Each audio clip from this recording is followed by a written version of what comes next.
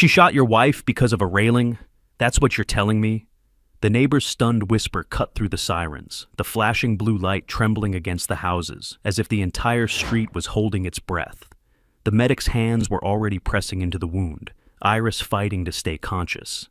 And somewhere behind the chaos, the woman who fired the shot kept repeating, "It was an accident. It was an accident," as if words could erase the bullet she'd unleashed. The HOA president who lorded over parking spaces and hedge heights had finally gone too far. Yet, in the seconds that followed, the real horror wasn't just the gunfire. It was the realization that everyone around her seemed more afraid of her authority than of the truth bleeding out on the pavement. By the way, where are you watching from? Tell me in the comments below.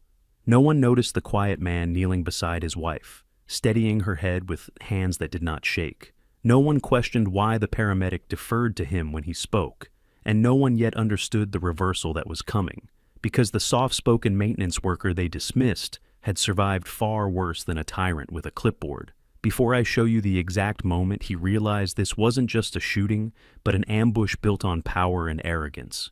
This story isn't about an HOA. It's about what happens when the wrong man's family is targeted. Contrarian snapback. While everyone focused on the screaming, the blood, and the excuses spilling from the HOA president's trembling mouth, he simply rose to his feet. Calm, grounded, unmoving in a way that made even the officers glance twice. He didn't shout, didn't threaten, didn't break. He'd learned long ago that rage was loud, but precision was quiet.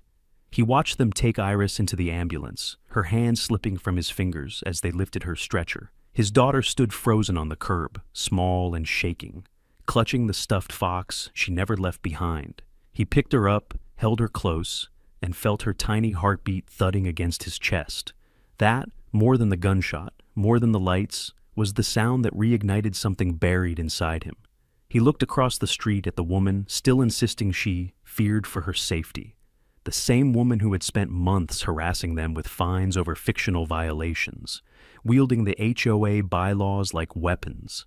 Tonight she'd escalated, crossing a line she could never retreat from. And even now, she tried to twist the scene into her favor. Officers nodded, neighbors murmured, board members hovered close to her like a shield. They all acted as if her authority still meant something. He knew better. As they loaded Iris into the ambulance, he caught the briefest glimpse of her eyes, pained, apologetic, terrified not of dying, but of leaving him alone with what came next. He squeezed her hand once before the doors shut. That single gesture said everything. It reminded him who he used to be, who he still was beneath the uniform, the tools, the quiet life he'd chosen when May was born. He'd buried his past, but it had never left him. It lived in muscle memory, in instincts sharpened by years of high-risk engineering assignments, in a mind trained to assess threats and respond with exact, controlled action. None of these people knew, none of them imagined. To them, he was the guy who tightened bolts on playgrounds and replaced streetlights. No one questioned how he moved during crises, why he understood medical protocols, why his voice held authority when others panicked. They would learn soon. For now, he stood with his daughter in his arms, the night buzzing with voices trying to shape a narrative he refused to accept. A detective approached, scribbling notes, eyes flicking toward the HOA president as though waiting for her permission to proceed. That was when he understood the war ahead would not be fought on the street. It would be buried in hearings, reports, manufactured violations, and political pressure. They weren't just going to defend her, they were going to bury him. He tightened his hold on May, lowering his voice so only she could hear. "She's going to be okay," he said, not as wishful thinking, but as a promise forged from the part of him no one here had ever seen. And as the ambulance pulled away, as Lorraine Datchwell dabbed fake tears and whispered rehearsed lines to her board, he made another promise, one to himself. They would not get away with this. Not with their lies, not with their power, not with the illusion that he was someone they could intimidate or silence. He'd dismantle every piece of the machine they hid behind, not through chaos, not through rage, but with the same precision he once used to neutralize threats in environments far more dangerous than a suburban cul-de-sac. Tonight, they took their first shot. They had no idea he'd already begun calculating his response. He stayed on the curb long after the ambulance disappeared, May still wrapped around him like she was afraid he might vanish too. The officers milled around, gathering statements, whispering among themselves and glancing toward the HOA president as if waiting for direction. That detail didn't slip past him. Nothing did. Not the way Lorraine Datchwell paced in controlled circles. Not the board members hovering close enough to shield her. Not the immediate attempts at narrative control. It all settled in his mind as cleanly as pieces sliding into a pattern he'd seen before. Powerful people fabricating truth before the truth could speak for itself. He walked May inside, locking the door behind them. The house still carried Iris's presence, her jacket on the chair, the mug she'd been using, the faint lavender scent she loved. He set May on the couch, crouching in front of her. Her eyes were red, swollen, and frightened, but she didn't cry. She watched him, with the same quiet intensity he'd seen in her since she was old enough to speak. "Is Mom really going to be okay?" she whispered. "Yes," he said softly, "and I'm going to take care of everything until she's back home." The steady tone wasn't for himself. It was for her. She needed stability, something predictable, something solid. He'd learned during deployments that fear was contagious, but so was composure, and he couldn't afford to let fear win, not tonight.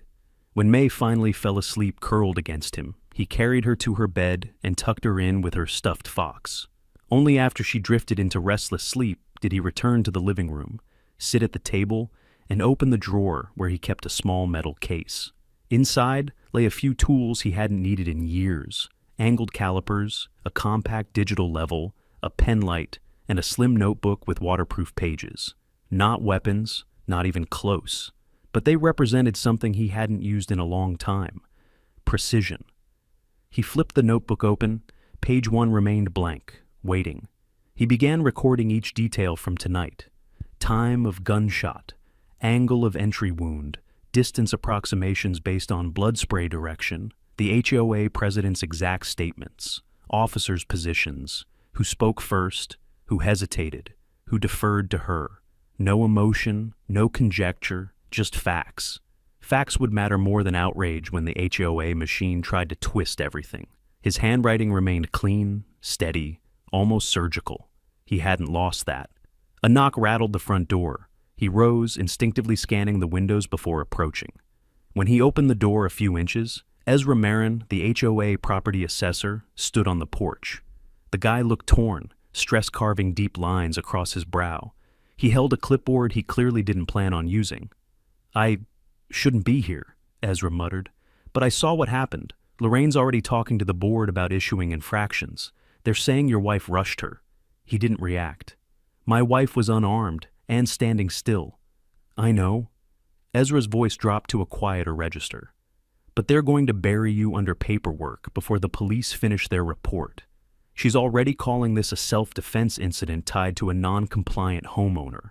They're using your old fines as leverage." He said nothing, but something changed in Ezra's expression, like he'd expected anger, but found something colder, something calculating. "Look," Ezra continued, swallowing, "I've wanted to leave the board for months, but Lorraine, she has ways of ruining people, careers, reputations. She'll do anything to stay in control." That much he'd already deduced. "Why tell me this?" he asked quietly. "Because," Ezra exhaled, "this time she's gone too far. And you didn't panic. You didn't yell. You stayed calm while everyone else lost their heads." He hesitated, then added, "People like her don't know how to predict men like you." He didn't respond, but the observation wasn't wrong. "Be careful," Ezra warned. "She won't back down. She's already planning to call an emergency HOA meeting tomorrow." He nodded once and closed the door. His victory strategy began here, not with retaliation, not with rage, but with exposure, precision, documentation, the slow, methodical unraveling of power. He returned to the table and resumed writing, the lines building into a structured account. He'd faced commanders who manipulated reports, insurgents who twisted truth, bureaucrats who hid behind authority. Compared to that, an HOA president might have influence, but not real strength, and she had just made the mistake of believing her influence could override reality. Hours later, when the house grew silent, he stepped outside with a flashlight. He moved to the spot where Iris fell, scanning the ground, the angle of the porch light, the position where Lorraine had stood. He traced the bullet's trajectory, calculating direction and height, marking the ground in thin chalk lines from his pocket. Not for the police, not for the HOA, for himself, for accuracy. The truth was right there in the geometry of the scene. When he finished, he stood at the curb, staring at the HOA headquarters across the neighborhood. Its tall windows, its polished stone pillars, the structure that symbolized control. He took in its layout, its foundation lines, its elevation on the slope.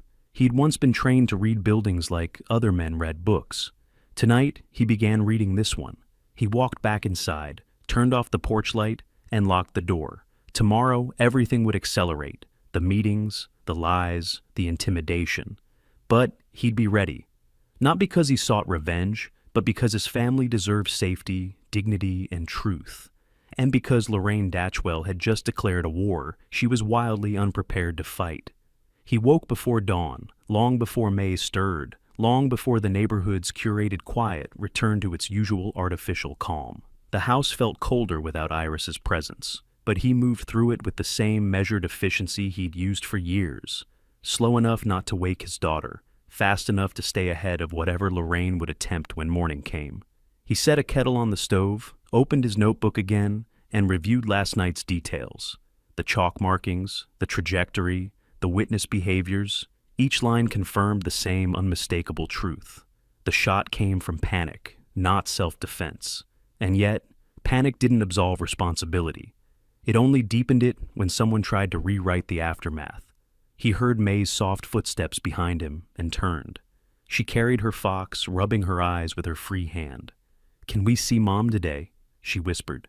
"Yes," he said, keeping his voice steady. "Right after breakfast." She nodded, trusting him completely, and climbed into the chair beside him. Her presence grounded him.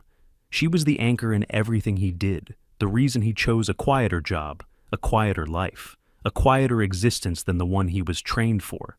But quiet never meant weak. It simply meant controlled. After dropping her off with Iris's sister for the morning, he drove toward the hospital, but halfway there his phone buzzed. A notification from the HOA portal flashed across the screen. Emergency HOA meeting. Mandatory attendance. Subject: Community safety. Incident and homeowner review. He pulled over. There it was, the strike Lorraine promised. Not even 12 hours after the shooting, and she was already formalizing her version of events. Mandatory attendance meant required statements, required compliance, and a room filled with people she could manipulate. He rerouted the car. When he arrived at the HOA headquarters, a group of residents already gathered outside. Murmurs of anxiety, curiosity, confusion. Most hadn't heard the true story yet. That was by design. Lorraine moved quickly to shape narratives, and people in communities like this often believed the story told with the most confidence, not the most truth. He stepped inside. The lobby gleamed with polished floors and chandelier lighting, symbols of authority built to feel untouchable. A board member named Claudia intercepted him instantly, eyes flicking toward the clipboard in her hand. "Ah, good. We need your preliminary statement. Lorraine is very shaken. She insists she acted appropriately." He studied her face, nervous, defensive, already pre-programmed. "My wife is in the hospital," he said. "Shot by your president." Claudia stiffened but recovered quickly. "We understand how traumatic this must be for you, but Lorraine told us Iris became aggressive." He didn't raise his voice. "Iris fainted at the sight of blood. She doesn't even kill spiders." Claudia swallowed. The truth was harder to counter when spoken without anger. Before she could respond, Lorraine emerged from the conference room. Her posture was crisp, her blouse immaculate, her expression composed, an image carefully curated. Only her eyes betrayed strain. "I need to speak with him privately," she announced. He followed her down the hallway, each step measured, controlled. Inside her office, she shut the door and clasped her hands together dramatically. "I want to express how deeply sorry I am for what happened," she began, voice smooth. "But I also need you to understand, I feared for my life."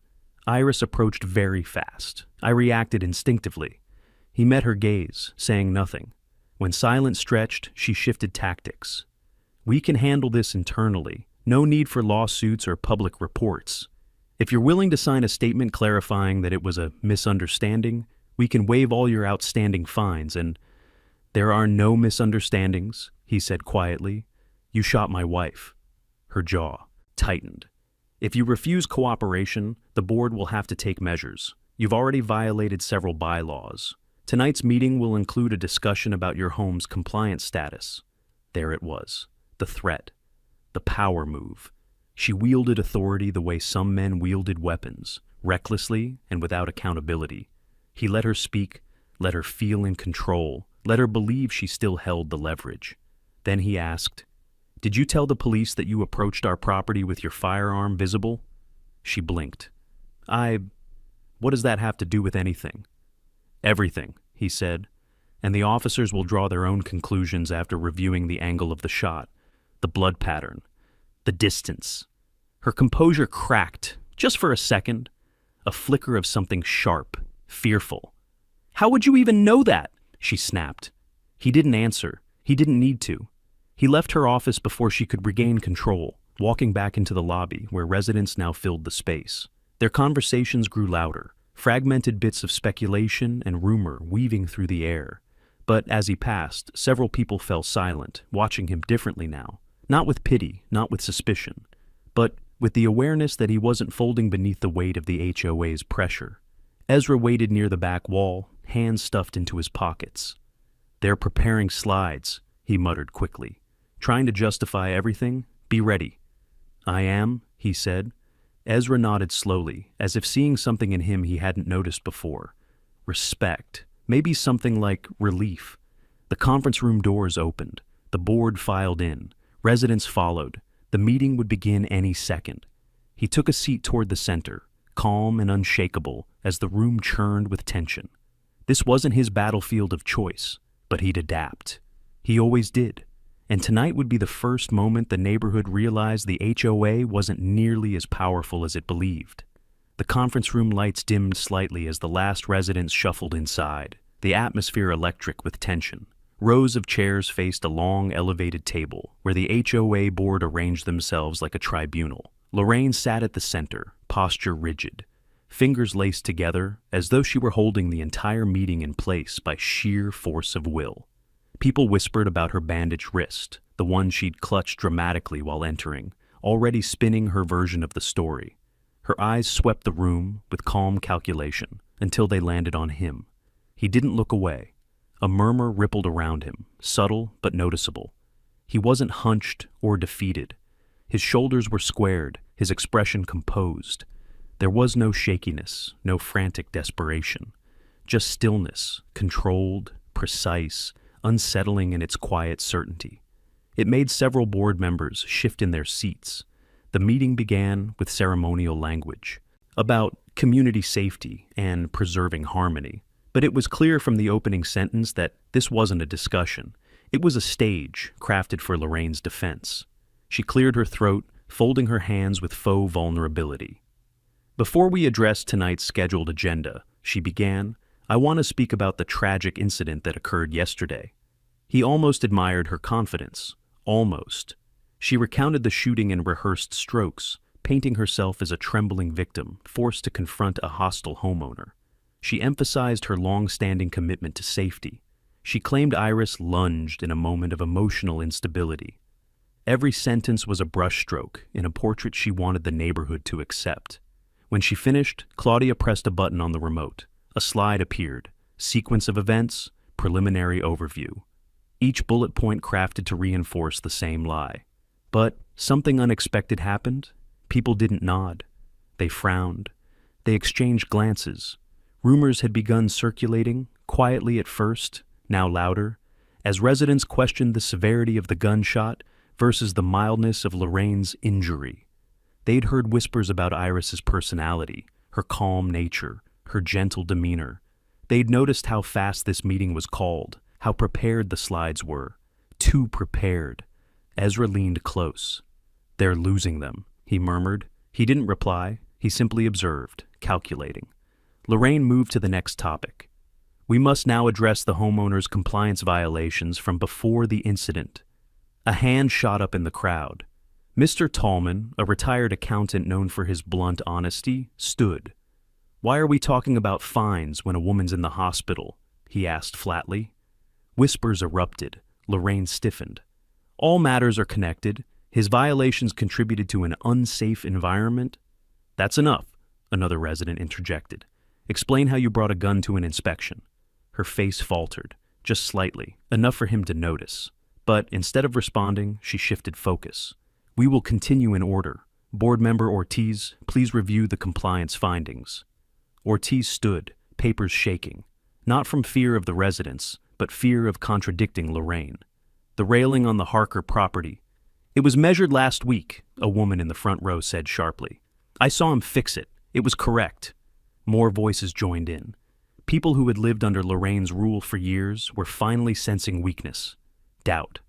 And doubt was contagious. He waited. He needed her off balance, not silenced entirely. For truth to stand, the lies had to expose themselves first. When the murmuring grew too loud to contain, Lorraine slammed the gavel. "Enough! We cannot devolve into chaos. This board has authority, and that authority has limits," he said, rising slowly.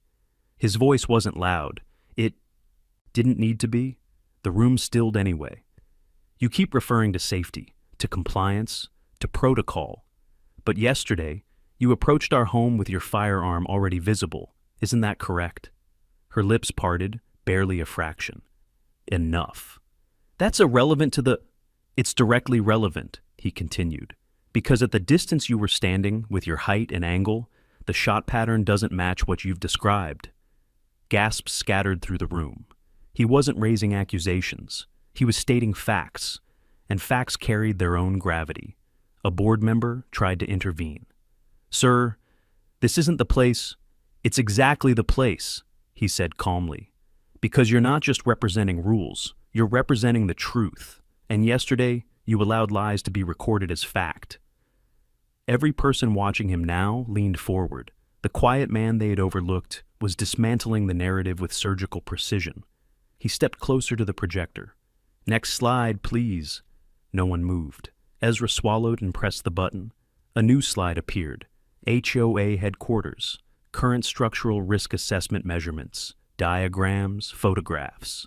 The board blinked in confusion, then panic. He didn't smile. "If you're going to lecture homeowners on safety, perhaps you should ensure your own building meets code." Lorraine shot to her feet. "You had no right to—" "I had every right," he replied, eyes steady. "Because you approved illegal modifications, sloppy ones. The building is unstable, and you knew it." Chaos erupted. Shouts, questions, accusations. Ezra stared at him like he'd just watched a tectonic shift occur. But beneath the noise, beneath the unraveling authority, beneath Lorraine's rising fear, one truth rang clear. The board had lost control. His victory strategy, precision, exposure, the slow dismantling of power had just taken its first major step, and everyone in the room knew it. The room dissolved into confusion, voices overlapping, chairs scraping, residents turning on the board with a momentum that spread faster than Lorraine could contain it. She slammed the gavel repeatedly, but each strike only magnified how little authority she had left. The chandelier above rattled faintly under the force, as though even the building was responding to the tension. Several homeowners demanded answers all at once, their confidence swelling now that someone had cracked the facade she spent years constructing. He remained standing, posture controlled, hands loosely at his sides, not defensive, not confrontational, simply present in a way that commanded more attention than volume ever could. The uproar didn't rattle him. He'd once stabilized panicked squads under mortar fire. A hostile room of homeowners was nothing by comparison. Finally, the noise tapered enough for him to continue. "There's something you should all understand," he said, voice steady as a drawn line. "Those structural risks I mentioned, they're not hypothetical. They're measurable. The kind of measurements you can't dismiss with a vote or a bylaw." Several residents exchanged looks, uncertainty settling into their expressions. Lorraine stepped forward, her calm demeanor cracking. "What are you implying?" she hissed. "That our community building is dangerous? That we've willingly put residents at risk? That is slander." "It's documented," he said, lifting his notebook. Sagging load-bearing beams, reinforced sections removed without permits, electrical rerouting that violates city regulations. You can call it whatever you want, but gravity doesn't care about your titles. Ezra shifted uneasily near the back, his gaze darting between the board and the crowd. He knew the truth. He had seen the renovations up close, and for the first time, someone inside the system was openly questioning whether the structure they hid behind was about to collapse, literally and figuratively. A man in the second row raised his hand slowly. Is the building really unsafe? Yes, he answered without hesitation. And if the county reviews it, and they will, you won't be holding meetings in here anymore. Shock rippled through the crowd, but before anyone could respond, a low creak echoed through the ceiling. The room froze. He recognized the sound instantly, a shift in load distribution, a warning. His instincts sharpened, his body responding before his thoughts fully aligned. He scanned the ceiling panels, narrowing in on the weakest point. "Everyone move away from the center," he said, voice suddenly firm. "Now!" People hesitated, confused. Another creak, longer this time, more urgent. "Move!" he commanded. That was enough. Chairs scraped, people scrambled. Even board members flinched at the quiet authority in his tone. He darted forward, grabbing the elderly woman nearest the weakening beam and pulling her clear. The ceiling buckled, drywall cracked in a jagged line. Dust rained down. A wooden beam split, dropping a section of the ceiling where residents had been sitting seconds before. Screams erupted. Residents stumbled toward the walls. Papers flew. Lorraine ducked, covering her head, shock widening her eyes. He wasn't panicked. He surveyed the ceiling again, reading stress fractures as naturally as reading a map. "Stay against the perimeter," he instructed. "The load-bearing support here is compromised but stable enough for evacuation if you move calmly." That stability in his voice, calm in the middle of chaos, changed everything. People listened. Ezra rushed over, breathless. "How did you know that would give out?" He didn't answer directly. "Because it was inevitable," he said quietly. "Someone's been cutting corners." He didn't look at Lorraine, but everyone else did. "What do we do?" a resident shouted. "Evacuate slowly." "Toward the east exit," he said. "One line, watch your step." He guided them out, assessing movements, adjusting instructions as he went. May wasn't here, thankfully, but the thought of Iris lying in a hospital bed hardened his focus with even sharper precision. When most residents had exited, he doubled back into the room. Lorraine was still inside, paralyzed, staring at the fallen ceiling tile like it was a physical manifestation of her unraveling authority. "Why aren't you moving?" he asked. She backed away, trembling. You set this up. You must have sabotaged the ceiling."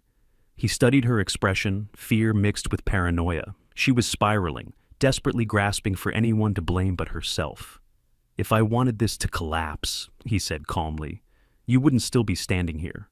Her breath hitched. Another groan shook the ceiling. He stepped toward her. "Come on. Standing there isn't going to help you." For a moment, pride battled survival in her eyes. Then survival won. She stumbled toward him. He took her arm, not gently, not cruelly, just firmly enough to keep her moving, and guided her out as the last panel sagged ominously behind them. Outside, the residents stared at him with a mixture of awe and shock. Someone whispered, "How did he know what to do?" Someone else murmured, "That wasn't luck." Ezra approached, expression conflicted. "What exactly were you before you worked maintenance?" he asked quietly. He didn't answer. The question wasn't for right now, but in that silence, Ezra seemed to understand something important, something that would later matter far more than this moment.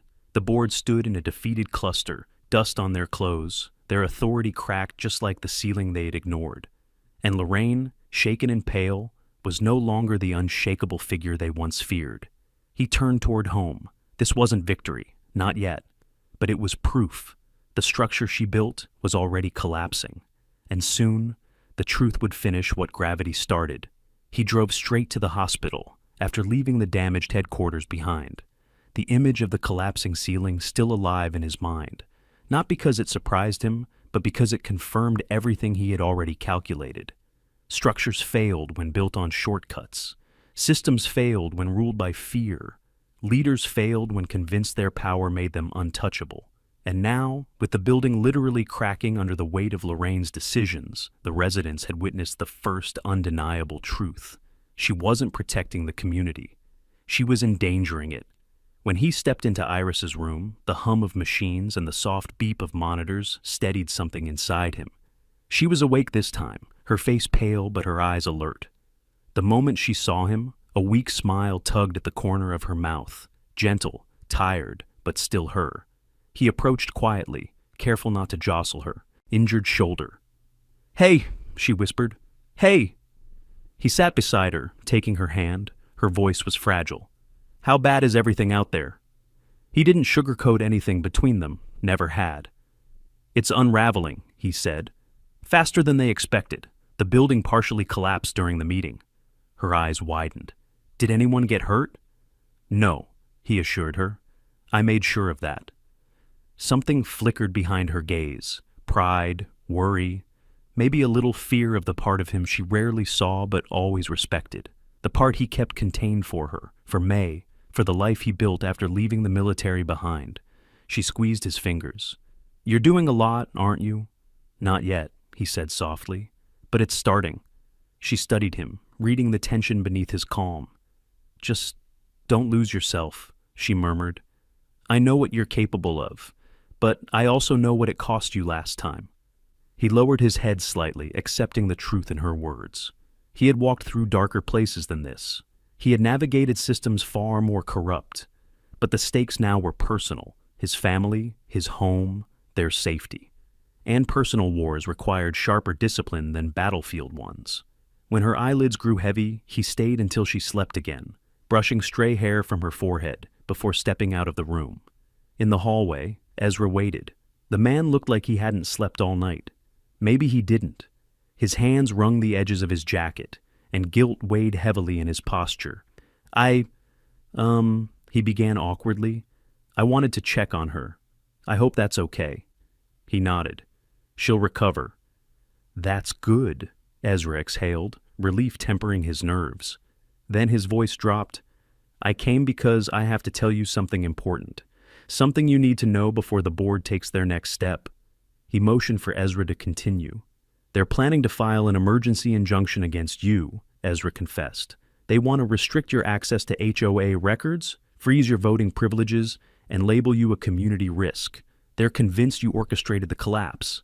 He almost laughed, not out of humor, but disbelief at how predictably desperate the board had become. "That building collapsed because they gutted structural beams to install decorative skylights," he said. "It was only a matter of time." "I know," Ezra whispered, "but they think if they move quickly enough, they can isolate you before residents start asking questions. Especially after you, saved them all."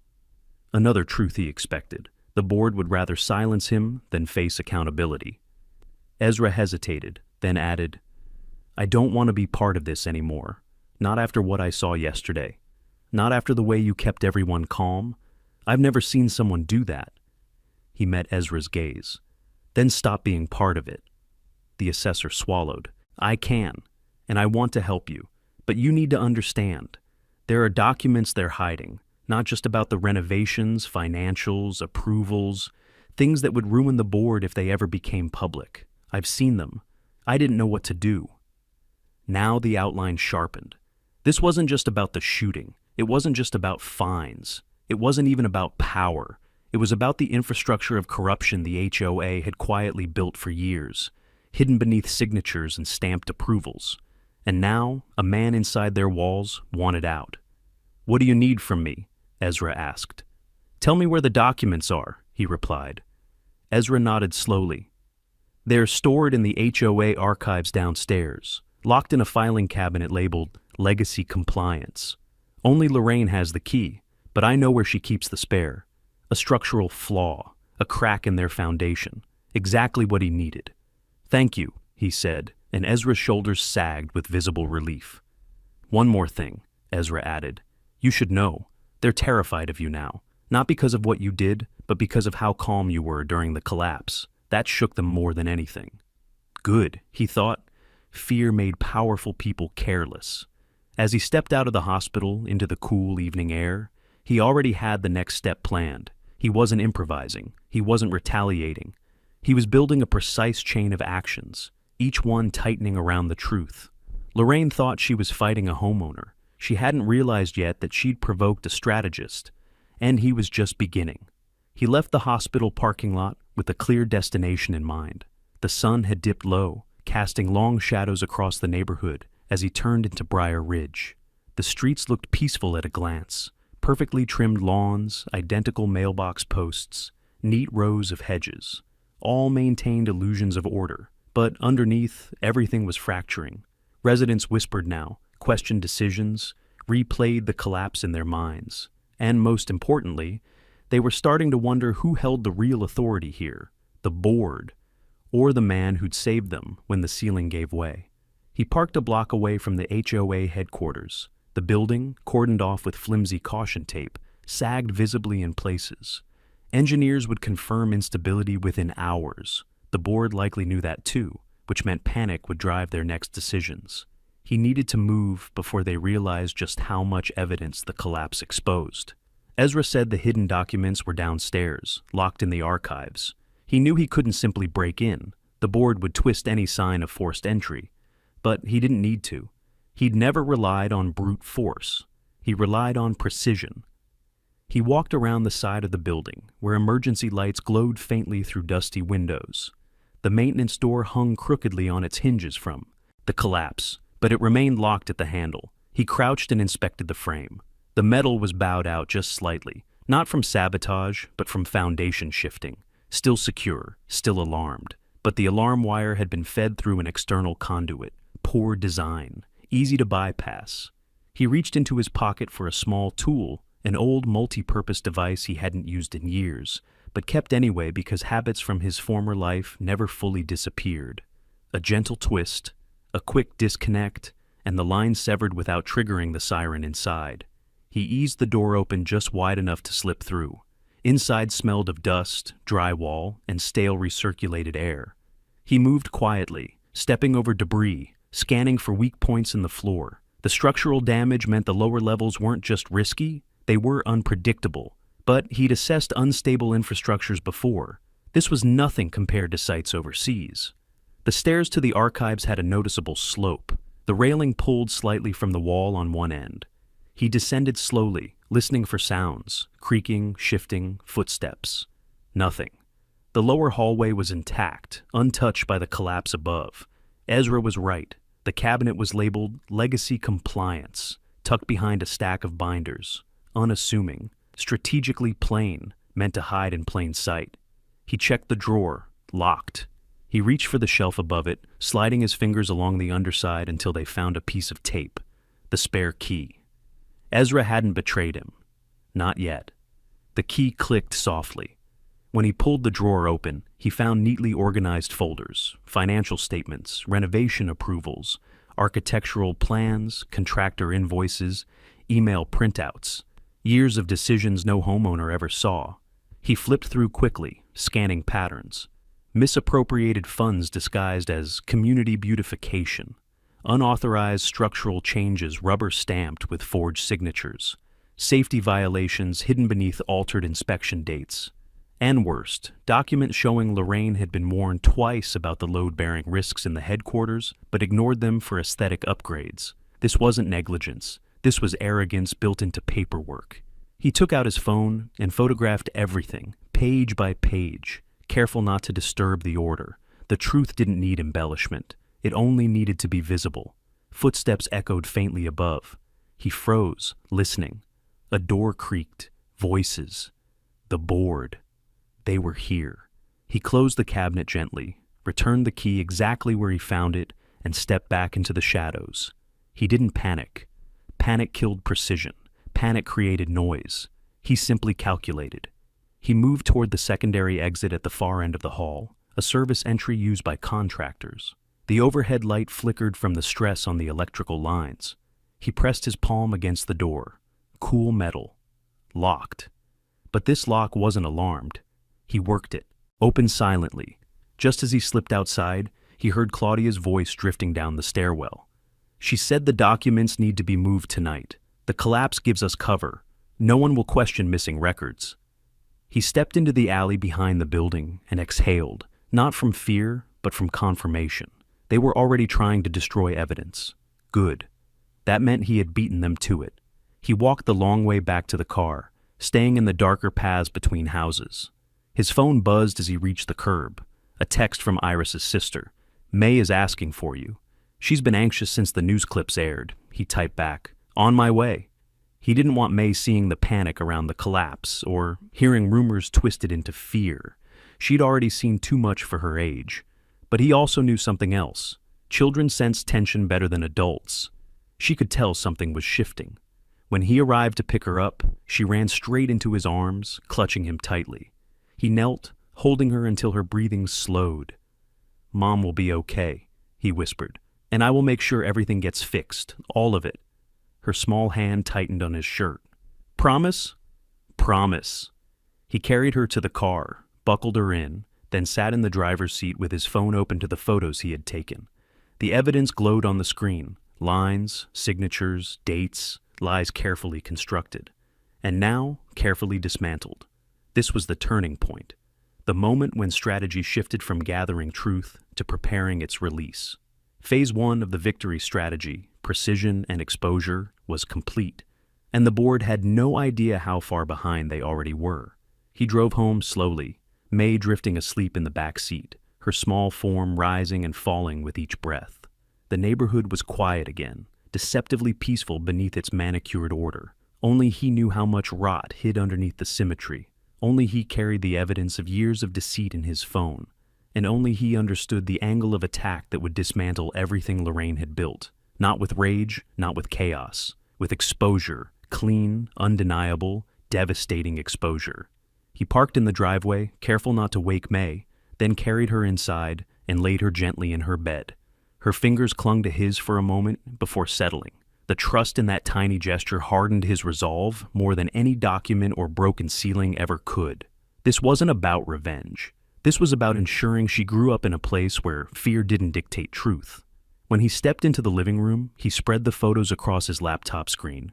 Each document a piece of the architecture the HOA had constructed to protect themselves. He began organizing them into categories: forged approvals, financial inconsistencies, ignored safety reports. Patterns emerged quickly. Someone with access had been altering approval codes and backdating forms.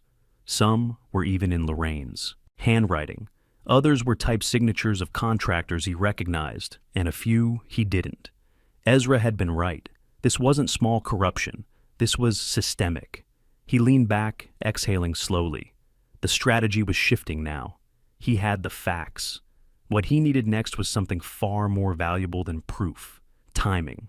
The HOA board would panic when they realized the documents were missing or compromised.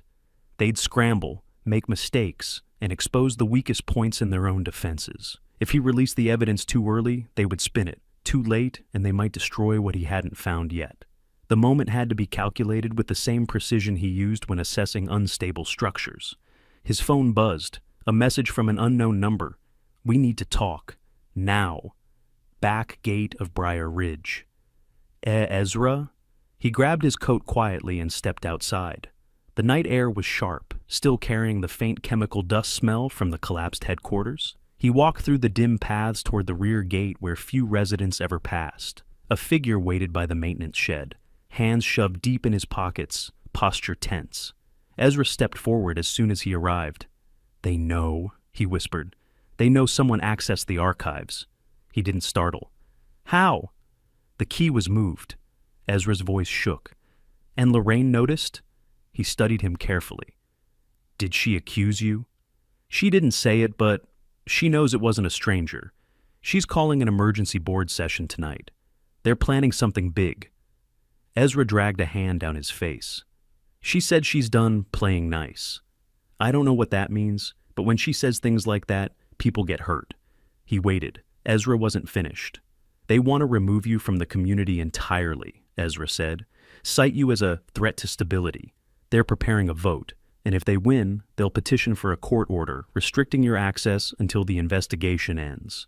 Restricting access, meaning he wouldn't be able to reach Iris without jumping through legal barriers, meaning they'd weaponize the same system he was exposing. They're cornered, he said. Cornered people rush. Rushed people make mistakes. Ezra looked torn between fear and awe. You're not afraid at all, are you? No, he said simply. Because fear clouds judgment. Ezra hesitated before adding, There's more. They're planning to remove the rest of the documents tonight. Destroy them. He expected that. Do they know which documents matter? He asked. No, Ezra said. But they know something is missing. They'll panic and sweep everything. Good, he murmured. Ezra blinked. Good? He nodded. People reveal themselves under pressure. If they're desperate enough to destroy evidence, they'll make calls, bring in help, leave traces, and every trace leads somewhere. Ezra exhaled shakily. You're treating this like a battlefield strategy. He didn't deny it. Truth works the same in any environment. Ezra stepped closer. Then tell me what to do. This was the opening he'd been waiting for. Record everything, he said. Meetings, conversations, instructions to remove documents. If they panic, someone will slip. Someone always slips. Ezra nodded slowly, understanding. I can do that. And one more thing, he added. Tell me where they store digital backups. Ezra's eyes widened. You're going after those too? They're already going after me, he said. I'm just keeping balance. Ezra swallowed hard, then whispered, The server is in the upper office behind the boardroom. Lorraine has the access card, but I know her override code. Perfect. The final piece of the exposure plan was in place. Ezra stepped back, a subtle shift in his shoulders. Relief, maybe purpose. You know, he said quietly, I thought you were just a quiet guy trying to keep his head down. I didn't realize you were this. He didn't answer. Ezra didn't need to know who he used to be, only who he was now. As Ezra left, he stayed in the shadows of the back gate, watching the neighborhood glow through streetlights, watching the houses that believed themselves safe behind rules and regulations, watching the empire Lorraine built tremble. This was the pivot point, where strategy moved from gathering evidence to orchestrating the exposure that would break the board apart. In a few hours, their panic would begin, and by dawn, their lies would have nowhere left to hide. He stayed near the back gate long after Ezra disappeared into the dark, listening to the quiet hum of Briar Ridge settling into sleep. The manicured stillness no longer felt peaceful. It felt staged, manufactured. A veneer stretched thin over a community about to learn it had been governed by fear disguised as order. He walked home with steady steps, aware that tonight was the final calm before everything shifted. Exposure wasn't a single moment. It was a sequence, measured, timed, built on pressure until the truth could no longer be contained. Inside, the house was dim except for the small nightlight outside May's room. He checked on her first. She slept curled around her stuffed fox, unaware of how close her world had come to fracturing. He brushed her hair back gently, then closed the door halfway and returned to the living room. He laid out his notes, the photos, the structural diagrams, the forged approvals. He arranged them like blueprints, not of a building, but of a collapse he was about to orchestrate. This wasn't retaliation. It wasn't emotional. It was architecture. Exposing the HOA wouldn't be a shout or a confrontation. It would be a controlled detonation. Their own signatures, their own lies, their own negligence turning inward until they couldn't escape them. Truth. His phone buzzed with a new message, this time from a number he did recognize. One of the residents he'd helped during the collapse. People are talking. They want answers. We want to help. Tell us what to do. He didn't reply, not yet. The community wasn't ready to act without facts, but their doubt, finally awakened, was fuel.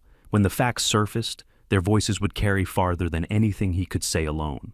He shut off the screen and focused on the next step, the digital backups.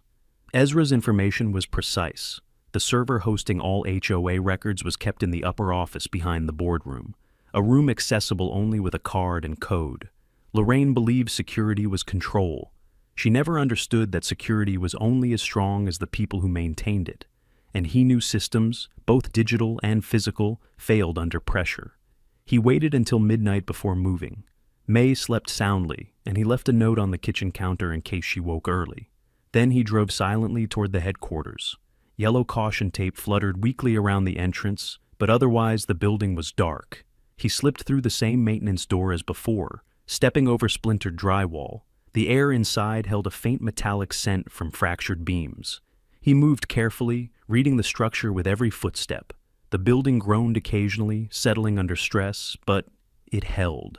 He'd calculated it would, at least for one more night. The stairwell to the upper office was intact. Once he reached the landing, he pressed his ear to the boardroom door. Silence. Good? He keyed in the override code Ezra whispered earlier. The lock clicked. Inside, the underlit room looked exactly as it had during the meeting, except now it felt like the aftermath of a collapsed regime. Chairs knocked askew, papers scattered, a projector screen still hanging crookedly from the sudden evacuation. He moved through without touching anything and slipped into the private office behind it. The server hummed quietly in its cabinet. He opened the panel. Digital records weren't as vulnerable as paper. They didn't burn or tear, but they did carry metadata, timestamps, IP logs, file history, every forged signature, every altered document, every dishonest approval. And Lorraine had no idea how much she had preserved by relying on technology she barely understood.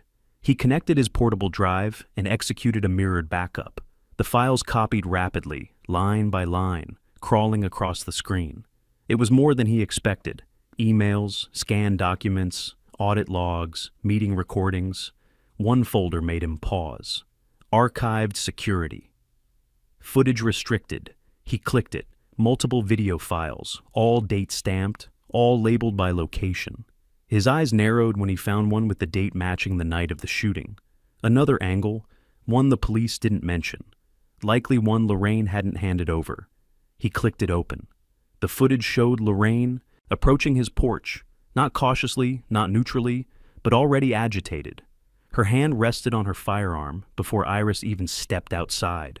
The moment Iris appeared, Lorraine's posture stiffened. A second later, the gun flashed. He leaned back, breath steady.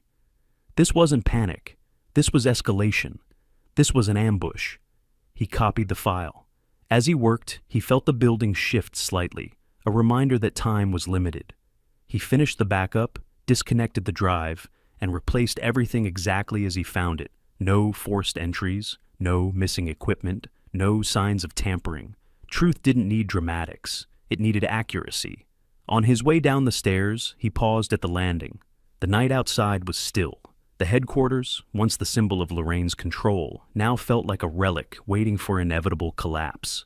He stepped outside and locked the door quietly behind him. When he reached his car, he glanced once more at the building. Tomorrow, he would begin the final phase of exposure, not a confrontation, a release.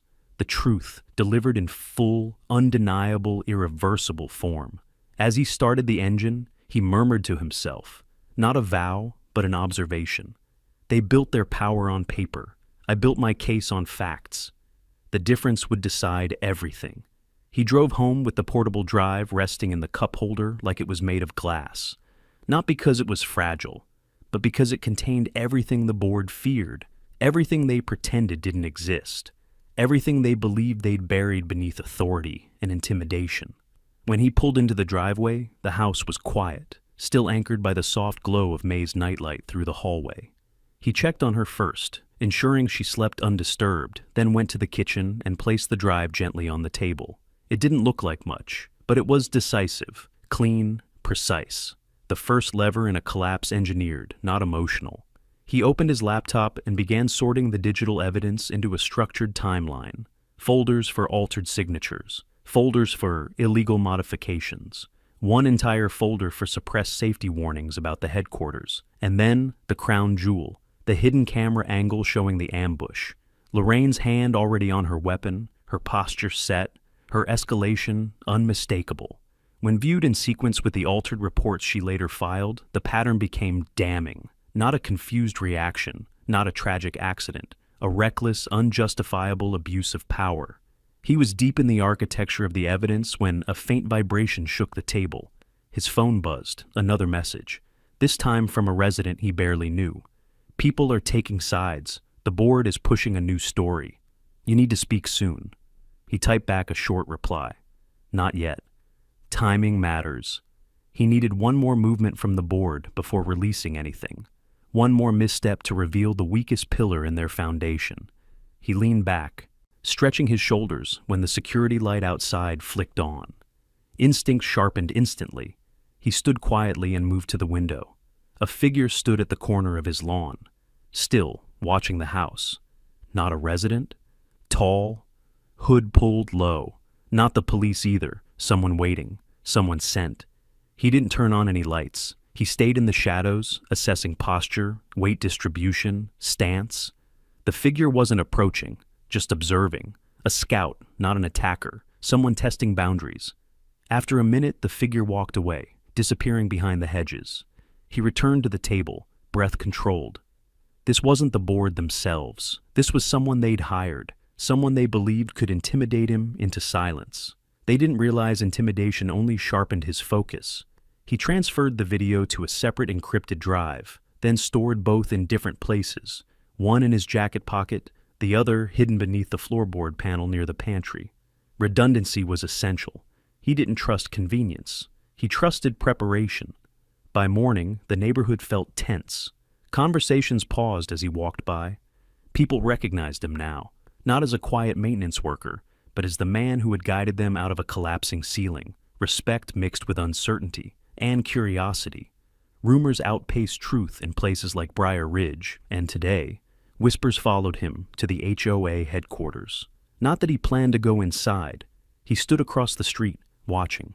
A cleanup crew had arrived, likely called by the board to make the collapse appear superficial. They were loading debris into dumpsters, removing visible signs of instability, erasing clues. But structural damage wasn't erased with a broom, and the city inspectors would see that soon enough. Ezra spotted him from the sidewalk and broke away from the cleanup group, walking over quickly. "They're meeting again," he said, lowering his voice. "Behind locked doors. Lorraine's furious. She's blaming everyone. Me, the board, the residents. She keeps saying you're staging an attack." He almost smiled at the irony. "What are they planning now?" Ezra hesitated. "A vote. A community-wide notice calling you a threat, saying your behavior is destabilizing the neighborhood. That won't hold." "I know," Ezra said, "but they're hoping it scares people into silence." He studied him for a moment. Ezra was nervous, yes, but he was no longer afraid of the truth. Something had shifted in him after the collapse. Seeing the building fail had forced him to confront his own role. And now, he stood here asking what came next.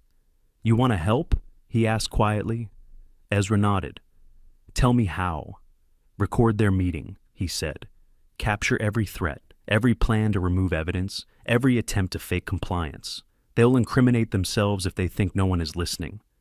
Ezra swallowed. "All right, I'll do it. And avoid being seen with me," he added. "If they suspect you, they'll corner you before you can get anything meaningful." Ezra looked conflicted, but nodded again, stepping back. "One more thing," he whispered. "Lorraine said she's preparing an official statement for tonight, a public one." Perfect. He needed her to speak publicly, to anchor her lies on record. A public lie carried more weight and exposure.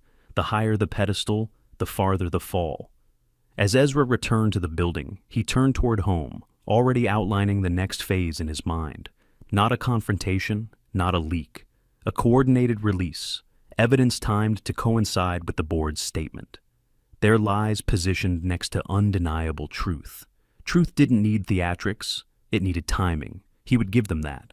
That evening, the sky grew heavy with storm clouds, a slow rumble rolling across the horizon like distant machinery. He sat at the table again, May drawing quietly beside him, unaware of the storm brewing outside and inside the neighborhood. His phone buzzed at 8:14 p.m. "Ezra, she's about to speak." They locked the doors. "I'm inside, recording everything." He typed back, "Do not intervene, just record." May nudged his arm then, showing him a drawing of their family holding hands. "Mom can add her picture when she's home," she said softly. He smiled, genuine, warm, grounding, and kissed her forehead. Then he picked up the encrypted drive, slipped it into his jacket, and stepped outside as the first drops of rain hit the pavement. Tonight wasn't the end. Tonight was the ignition point. Rain slicked the pavement as he stepped into the night, the storm gathering force overhead. The air felt charged, not just with electricity, but with anticipation. This was the moment everything had been building toward, not revenge, not retaliation. Exposure. Truth had a weight of its own, and tonight he would let it fall exactly where it needed to. He walked toward the HOA headquarters, its silhouette looming like a wounded monument. Light pulsed from inside, unnatural for this hour. They were preparing their statement, unaware that the walls around them were already rotting with incriminating evidence. He kept to the shadows along the tree line until he found a vantage point near the side entrance. From here, he could see silhouettes in the boardroom, figures pacing, gesturing, arguing. His phone buzzed again. Ezra? She's rehearsing, voice raised. She's blaming you for everything, even the collapse. They've drafted a removal petition. I'm recording. He typed, "Stay calm. Keep the phone steady. Get everything." A stronger gust of wind pushed Rain sideways, tapping against his jacket. He didn't move, didn't flinch. He waited, listening to the rhythm of the storm, letting it sink with his breath. Patience, timing, precision. He'd been trained to act in those gaps when chaos aligned perfectly with opportunity. Inside, Lorraine's voice sharpened, rising above the others. Even through the walls, he recognized her cadence, controlled, manipulative, frantic at the edges. She was unraveling. Good. Panic made arrogant people predictable. The door opened abruptly. A board member rushed out into the rain, muttering curses, phone pressed to his ear. The man didn't see him hidden in the dark. He listened. "I don't care what the inspector says," the board member snapped. "We can fix it before they come back. Just remove the south beam debris and, yes, hide the rest. Put it in the dumpster behind the clubhouse. No one will check. They're panicking over him, not the building." He strode off quickly, heading toward the back lot. Evidence destruction, recorded by Ezra, and now overheard firsthand. Perfect. He waited until the man was gone before moving closer. The boardroom blinds were half open, letting him see enough to assess the scene. Lorraine stood at the center, face flushed, hair pulled tightly back, pacing as she rehearsed lines off a sheet. Claudia sat rigidly, nodding at every phrase. Ortiz whispered anxiously, eyes darting. Then Lorraine slammed the paper down. "He thinks he can threaten me," she hissed. "He thinks he can twist the community against me. I run this place. I protect these people. And they will believe me before they ever believe a maintenance worker." He didn't react, not to the insult, not to the arrogance. He waited. "He doesn't understand," she continued, voice trembling with a cocktail of fear and ego. "I built this neighborhood. I built this board. He doesn't get to take it from me. If the ceiling collapsed, blame the contractor. If his wife got hurt, blame her for charging at me." Ortiz flinched. Claudia stayed silent. And Ezra, unseen behind a row of filing cabinets, recorded every word. The storm intensified, lightning illuminating the scene for a split second. He turned away from the window. He had what he needed from the outside. Now he needed to position the truth where it couldn't be ignored. He walked to his truck, opened the back compartment, and pulled out a waterproof case. Inside sat a small portable projector and speaker system he used for maintenance training. Tonight, he would repurpose it. Not theatrically, strategically. He set it up across from the headquarters, angled toward the giant blank wall the board used for announcements during community events. The rain softened to a drizzle, as if giving him a clear moment to work. He powered the projector, connected the encrypted drive, queued the files, but kept the screen black for now. Ezra texted again. "They're about to start the broadcast. She wants the community outside in 10 minutes. They think they're controlling the narrative." "Good," he replied. "When they gather, step outside with everyone else. Do not draw attention. When I signal, send me the audio from inside." He pocketed the phone just as residents began emerging from their homes, umbrellas in hand, gathering near the headquarters. Some looked tired, others angry, many confused. The collapse, the rumors, the fines. It had all built to this moment. Lorraine stepped onto the front steps, microphone in hand, raincoat draped over her shoulders like a cape. She smiled, tight, confident, hollow. "Residents of Briar Ridge," she began, "I stand before you tonight with a heavy heart. Our community has faced unprecedented challenges, and I, your president, have fought tirelessly to ensure your safety. The hypocrisy tasted sour in the air. He waited until the crowd's attention locked onto her. Then he tapped his phone twice. Ezra sent the recording instantly. He patched it through the projector. The giant wall behind her lit up, first with the HOA's own security timestamp, then with her voice, clear and sharp. I run this place, I protect these people, and they will believe me before they ever believe a maintenance worker. The crowd whipped around. Gasps, murmurs, shock. Lorraine froze.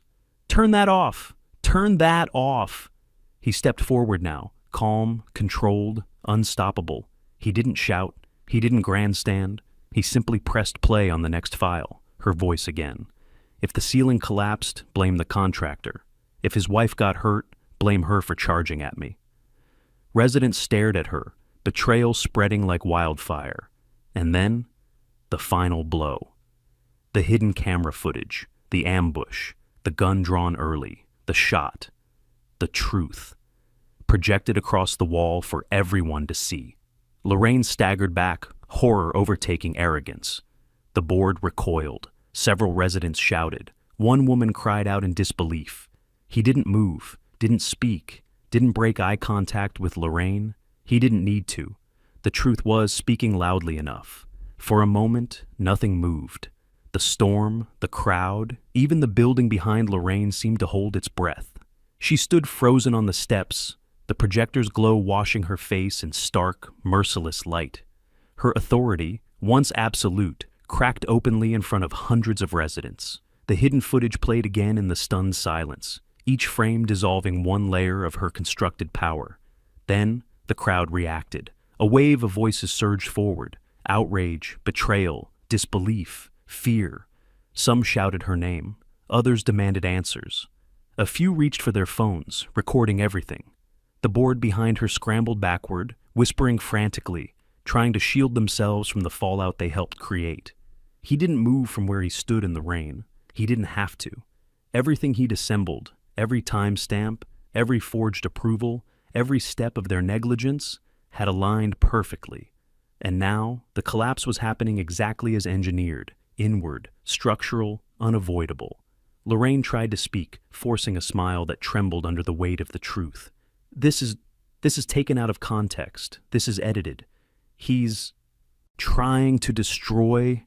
The crowd erupted louder, drowning her out. He raised a single hand, not commanding, just steady. The noise lowered instinctively. Not because he demanded it, but because after everything they'd seen, people trusted the one who had saved them, not the one who had endangered them. He pressed play again. This time, the projector displayed the digital audit logs, unaltered timestamps proving document manipulation, safety warnings ignored, signatures forged. He let the evidence speak. He let the truth breathe. A man near the front shouted, "You put our lives at risk." A woman sobbed, "My kids were in that building. You lied." Ortiz backed away slowly, hands raised. "I didn't know. I swear I didn't know." But Claudia whispered, defeated. "She made us sign everything." Lorraine snapped, "Claudia, don't you dare." The projector cut to the footage of the ceiling collapse, the exact angle revealing the ignored structural warnings that should have saved them. Gasps echoed through the crowd. Ezra stepped forward timidly then, moving to stand near him, not as a conspirator, but as someone who had chosen the right moment to stop being silent. The crowd saw him too, saw the fear leaving him, saw the truth settle into his shoulders. Lorraine noticed and pointed, shaking with fury. You betrayed your board." Ezra didn't flinch. "You betrayed this entire neighborhood." The pause that followed hit harder than the footage. It was over for her. Sirens broke the tension a minute later. 3 patrol cars pulling up fast. The officers stepped out, hands ready but not drawn, scanning the chaotic scene. One recognized him from the night of the shooting and went straight to him. "Sir," the officer said, "we need to confirm. Did you supply this footage?" "Yes," he answered calmly. "And it's untouched. All evidence is here." The officer nodded once, firm and respectful, then turned to his partner. "Take statements. She needs to be detained." Lorraine recoiled. "You can't arrest me. I'm the HOA president." "That's not a legal position," the officer said dryly. "And even if it were, it wouldn't protect you from firing a weapon at an unarmed woman." Residents parted as they approached her. She backed away, soaked, shaking, pointing wildly at him. "He did this! He planned this! He's manipulating all of you! He—" But her voice finally cracked. Not with anger, with fear. She was escorted to the patrol car, still shouting, still trying to salvage her unraveling authority.